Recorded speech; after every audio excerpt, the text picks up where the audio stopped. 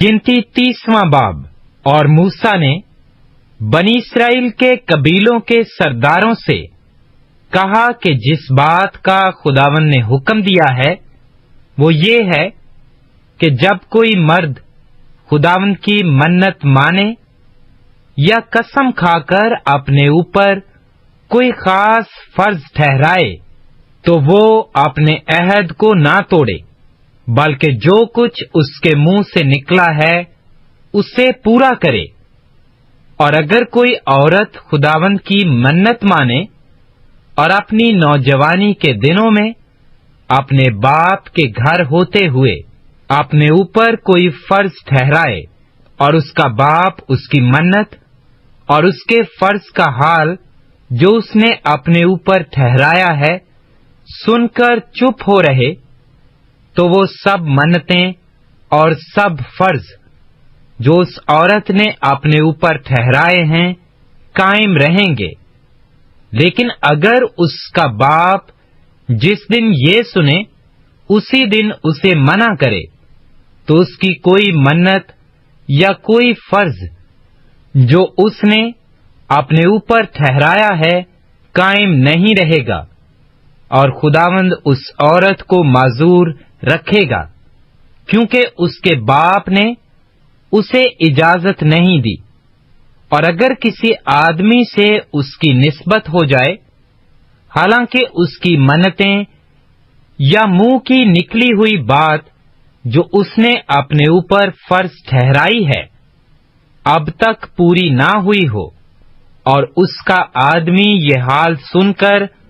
उस दिन उससे कुछ न कहे, तो उसकी मन्नतें कायम रहेंगी और जो बातें उसने अपने ऊपर फर्ज ठहराई हैं वो भी कायम रहेंगी। लेकिन अगर उसका आदमी जिस दिन ये सब सुने उसी दिन उसे मना करे, तो उसने गोया उस औरत की मन्नत को और उसके मुंह की निकली हुई बात को जो उसने अपने ऊपर फर्ज ठहराई थी तोड़ दिया, और खुदावंद उस औरत को माजूर रखेगा। पर बेवा और मुतलका की मन्नतें और फर्ज ठहराई हुई बातें कायम रहेंगी। और अगर उसने अपने शोहर के घर होते हुए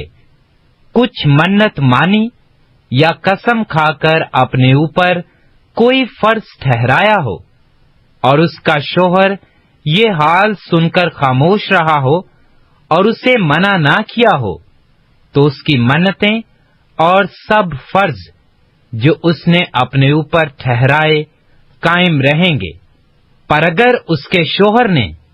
जिस दिन ये सब सुना उसी दिन उसे बातिल ठहराया हो,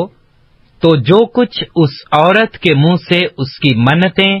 और ठहराए हुए फर्ज के बारे में निकला है वो कायम नहीं रहेगा। उसके शोहर ने उनको तोड़ डाला है और खुदावंद उस औरत को माजूर रखेगा, उसकी हर मन्नत को और अपनी जान को दुख देने की हर किस्म की उसका शोहर चाहे तो कायम रखे या अगर चाहे तो बातिल ठहराए। पर अगर उसका शोहर रोज बरोज खामोश ही रहे, तो वो गोया उसकी सब मन्नतों